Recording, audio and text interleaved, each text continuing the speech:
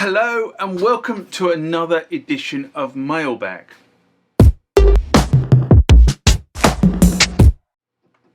What is Mailbag? Well, Mailbag is a feature of the channel where you guys leave lots of comments on the channel and I attempt to answer those comments, or if I can't answer those comments, I throw it out to you guys who have more knowledge on some of this stuff than I do. So let's get into the first mailbag of this session. Remember, like, comment, subscribe to the channel. Go over to Instagram and follow me there. Go over to Facebook, follow me there. That's where the normal notices are. And consider becoming a Patreon.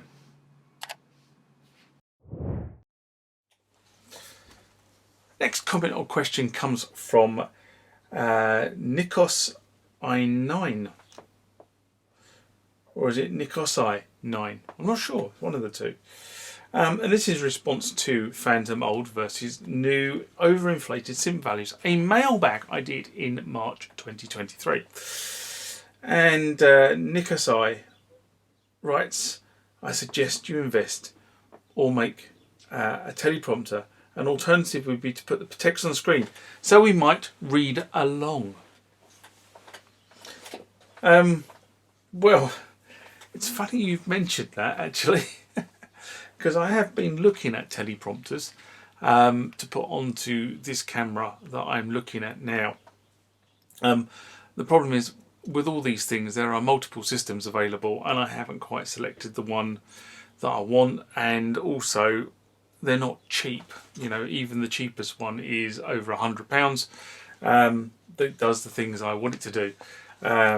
So, you know, it kind of, they have different sizes and they work with different mediums, and some of them you buy the hardware and get the app for free, and some of them you have to buy the hardware and rent the app, and you know, sometimes it's just a bit more of a pain in the rump.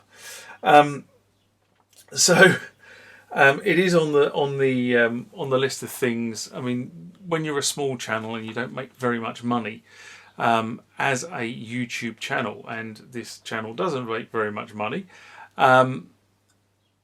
you have to stagger your purchases to when you have enough money in the YouTube and Patreon account that actually allows you to go and buy a new piece of equipment. And seeing as I invested in a new camera to complement, which is the camera that is sitting just out of shot up here, which is the overhead camera, so I'm because I thought that was I thought that was really required for some of the repair work I'm starting to do, and try and film as well. It's not just about doing the repair work, it's actually being able to film the repair work so that you, the viewer, can actually see what I'm doing without having sort of elbows, heads and bottoms in the way. So it is something I am looking at. The other thing is that YouTube does actually do closed captions. Because it's English, it does it. I think it does it automatically. In fact, I'm pretty sure it does it automatically. I'm not looking at the YouTube settings, but all my videos are set to the default, which I think is automatically English closed captions.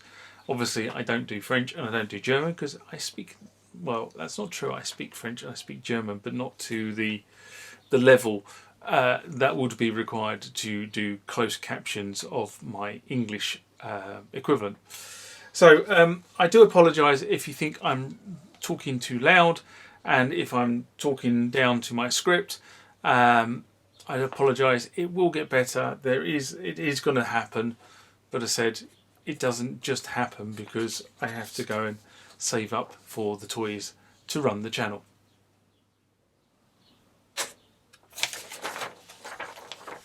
It's actually quite warm outside, and of course sitting under lights in here to record this, it's actually getting very warm. Anyway, next comment or question comes from Walter Galliardo, and this is in response to Behringer announced the Neptune-80, an SMR I did in March 2023.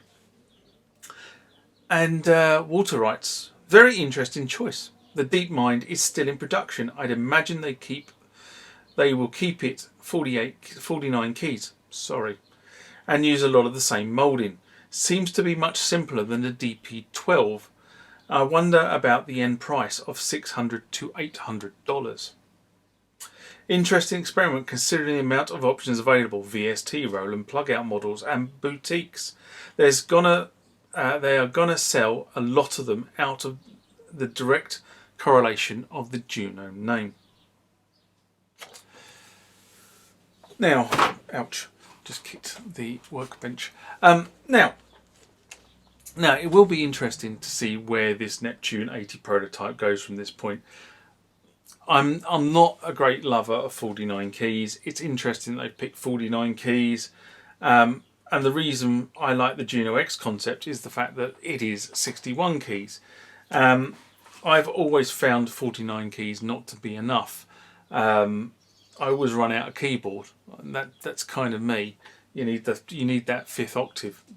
Or that's the way I look at it anyway. But other people will probably argue with me. 49 keys is way enough. And if you're playing wide sweeping pads, it probably isn't. If you're playing leads, you can transpose an octave up or an octave down, then you probably can get away with 49 keys. And I suppose it all depends on what you're trying to do with the synth. Then on the flip side, you'll be able to plug in a MIDI controller that has 88 keys or 76 keys and play the whole thing through MIDI anyway. So, maybe 49 keys is academic. And maybe what they should be doing is what they've done with what they're proposing to do with the OBXA, which is produce a desktop module. Having a Neptune-80 desktop module might actually, for a lot of people, be a very, very good option, because I'm really torn, I have to be honest, because I do want the Behringer UBXA, but I'm torn whether I buy a UBXA with keys or a UBXA without keys. Don't know what the answer to that one is. All answers will be on the next episode of Soap for anybody who grew up in the 80s. Now, I think going back to the Neptune-80, I think they will keep the concept as close to the original Juno-60 as possible, because that's what people want. People want the Juno-60, so they'll probably keep it very, very close. Switch it on, you get a Juno. It might have a Behringer logo on it, but it's a Juno.